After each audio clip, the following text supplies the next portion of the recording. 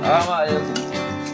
Salamu alaikum. Dalla mala ana muku magana kun mutane shi ne kace abin nan wallahi zan tura muku a can. Ana magana ana sallama kun yi mata na banza kun yi shi haka ake rayuwa. Ba san me yake faruwa ne. Me yake da muku za zo da muku sallama kun nan yadda ke ji na abin da rike kira ta kai na kai sati. A ganin nan sannan za ku kira mutane da sallama. Kai kuma me kake takumi kai abin nan? Abin da rike na sai ta kai na.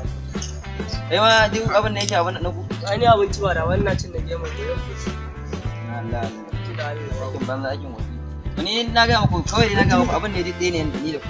Kawai ni ma karfin hali ne kawai ake dan wankan nan ne a kara yawa dai kawai. Ba abin nan amma na ga muku ni ma nayi kai sati biyu naira 5 ban samu. Kai kana wanka. A to kai kana gaye magana karfin hali sau. Wannan abu akan wannan abu ke yi haka. Ya kuma malam aka yi muna magana ko ka samu. A haba da Allah. A baba ko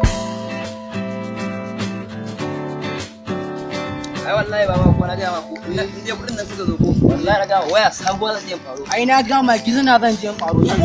Kai yana ku ina za ku je da wannan? Wallahi wannan ba Allah ne mana bi ne muna cikin halin haƙula ne na rashin muna cikin gida ne ya zai samu yake cewa zai kai wajen wani alaji to alajin yana raba kuɗi ne yake cewa to shine wallahi to shine nan muka bi shi zai je kan wajen alajin zai ba mu kuɗi na Ba ku san kowa ya wannan? wallahi Allah bai ba san kowa shi Ai mahaukaci ne.